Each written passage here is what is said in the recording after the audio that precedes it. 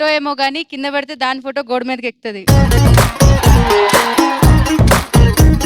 ధనమ్మ జీవితం పోతే ప్రాణాలు వస్తే ఓ ఫోటో, పోతే ప్రాణాలు వస్తే ఓ ఫోటో.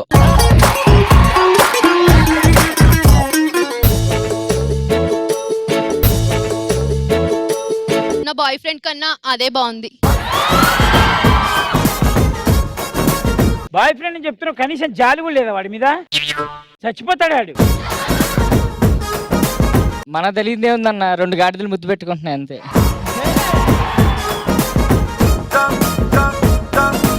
ఇప్పటి వరకు అమ్మాయిల మాటలే అర్థం కావనుకున్నాను, ఇవి చూస్తే ముద్దులకు కూడా అర్థాలు లేవని తెలిసిపోతుంది.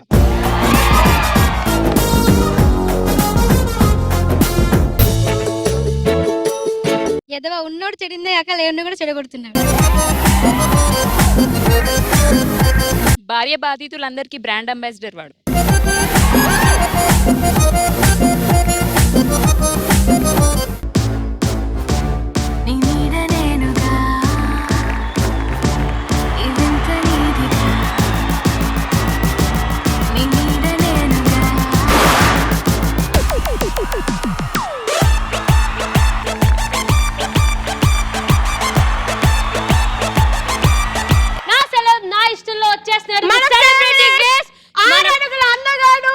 అమ్మాయిల మనసులు దోచేసే మన్మధుడు, అబ్బాయిలకి రోల్ మోడల్ చలాకీ చాంపి.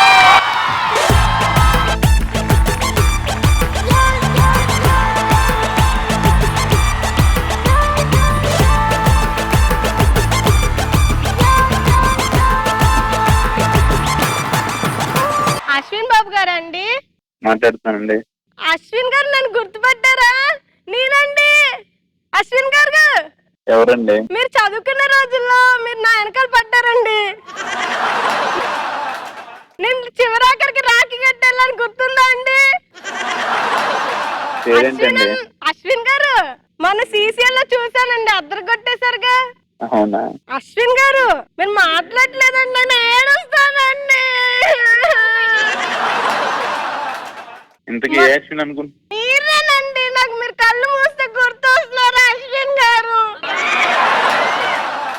స్కూల్స్ కి లేదా కాలేజెస్ కి అమ్మాయిలు ఎక్కువ బంక్ కొడతారా, అబ్బాయిలు ఎక్కువ బంక్ కొడతారా?